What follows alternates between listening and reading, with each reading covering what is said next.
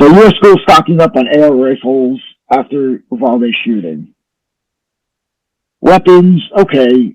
So I'm not opposed to this. I don't know how you would.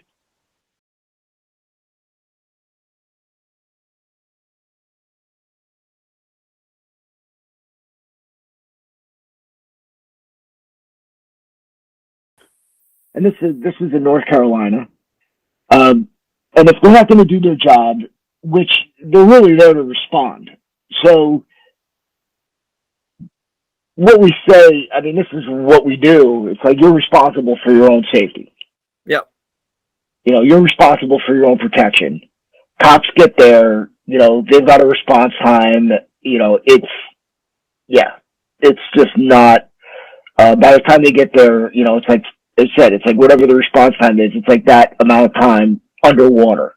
Yeah. So, they, yeah, I mean, that was your government protecting you down in Uvalde. So that's it. So now he's working together to prove security with one semi-automatic rifles being placed in each of the 6 schools. So someone's going to have, I don't know exactly how this is going to play out. I guess we're going to have one that's under lock and key, and then somebody's going to go get it. I don't know if it's going to do any good. Yeah. I mean, so imagine this. You are, I don't know what the hell's going on with that sponsored link, but oh boy. Enlarged prostate. Fuck, I'd have an enlarged prostate if a bunch of fucking schools were running around with AR-15s. Right, exactly. So I guess I imagine, okay, they've got the weapon locked someplace. Active shooter comes into school. Someone's got to go get it, unlock it, and then go get the shooter. Yeah, that's... I mean, look, if you're going to do this, you should have one in each classroom, period. Right? And then, but now here the problem is, you got to train these fucking people. Yes.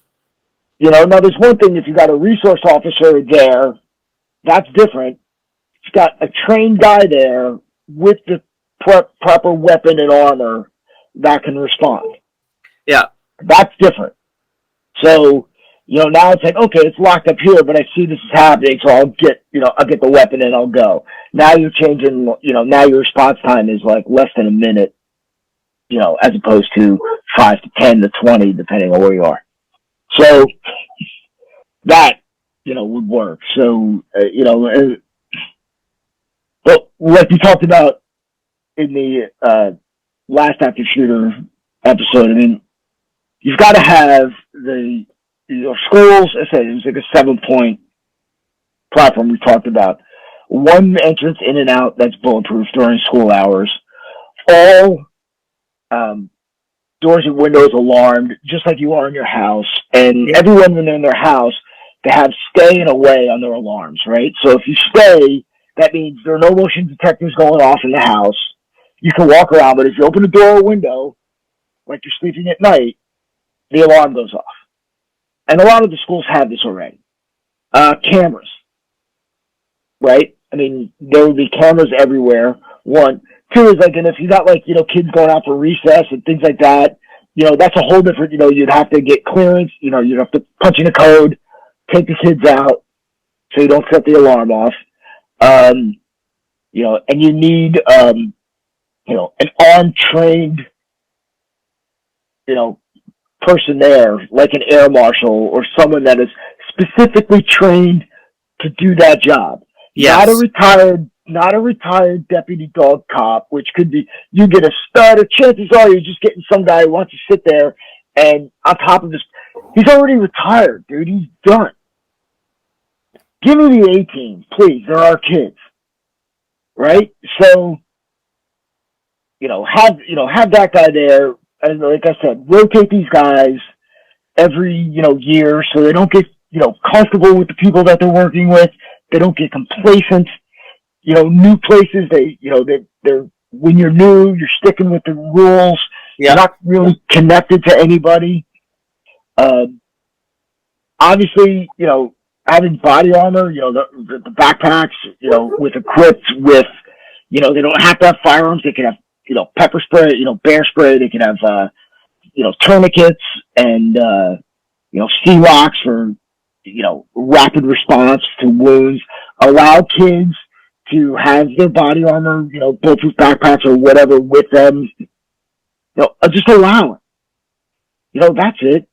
This is, some schools, they don't allow backpacks. I'm like, dude, change the rule.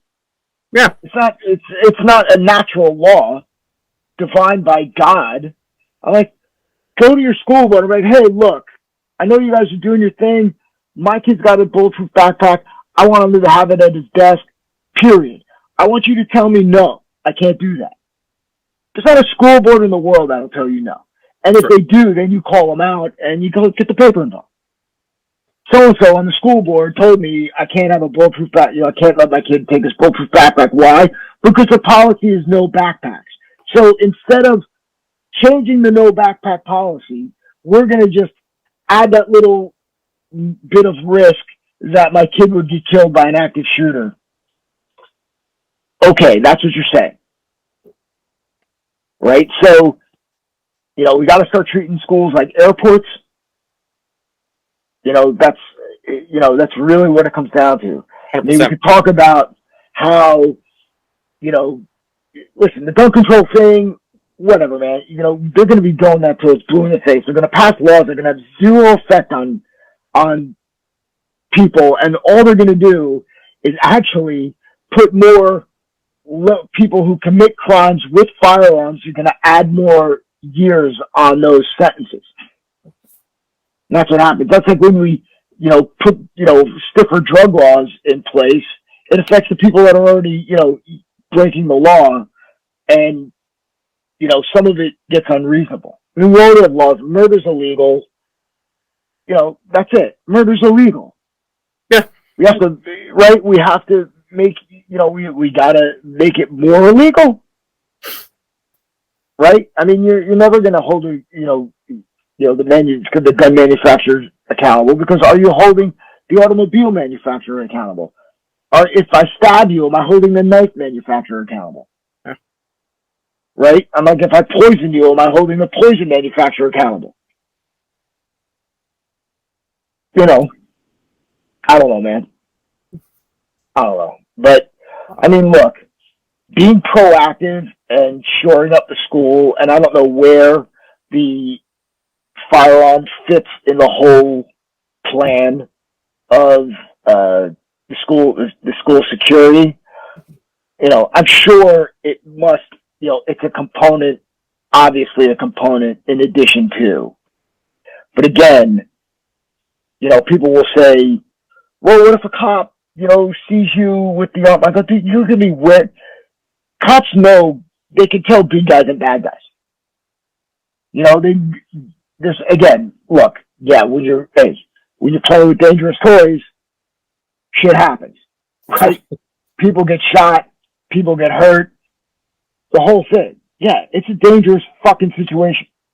So there's no guarantee to anything, but, you're properly, insigniated, and they can tell the difference between a teacher leading a bunch of kids out and an active shooter killing a bunch of children, mainly because the children and the people around them are going to be running away from the fucking perpetrator. Yeah. So the one who's standing in the middle that everyone is fucking scared of, yeah, that's the guy. Yeah, that he might be the problem. Right. So not the person running out with the freaking, people are like, well, what if you're wearing a backpack and, you get shot? It comes like, you're going to be running out with your hands up. This is what law enforcement's going to look at. Okay? You're not going to be running out like this. At that point, you deserve to get shot. I don't understand. You're just fucking, like, here you go, hands up, I'm running out. Yeah, whatever. You got body armor on. Who gives a shit? Then I say, oh, body armor is a fucking, no. They're looking at hands. They're looking at body language. They're reading the crowd. Their adrenaline is fucking firing. Yes. They're not looking at, this little detail of what they don't even know what shirt you're wearing or what pants you're wearing. They're gonna not know. They're not even gonna know what it is by looking at it. You know, they're gonna see gun and they're gonna see somebody moving through the crowd. You know, trying to, you know, I don't know. So, you know,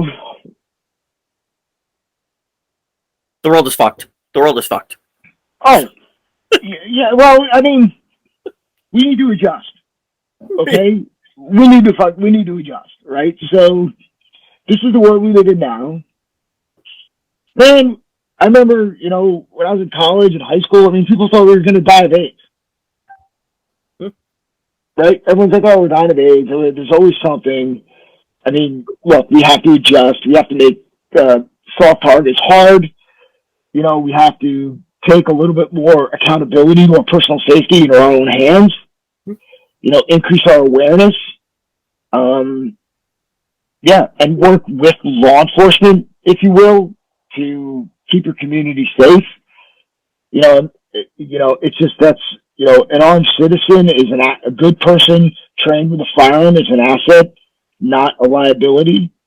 And I know a lot of guys who train that are significantly more trained and prepared than your average police officer. Yes. And these are just what you would call hobbyists. Take out the hand-to-hand stuff. I mean, just firearms training. You know, but again, it's up to us to look, keep yourself in the best shape as possible. Try to, live a balanced life and familiarize yourself with, firearms and, your personal protection skills. And that's it. I mean, it's just part of being a human being.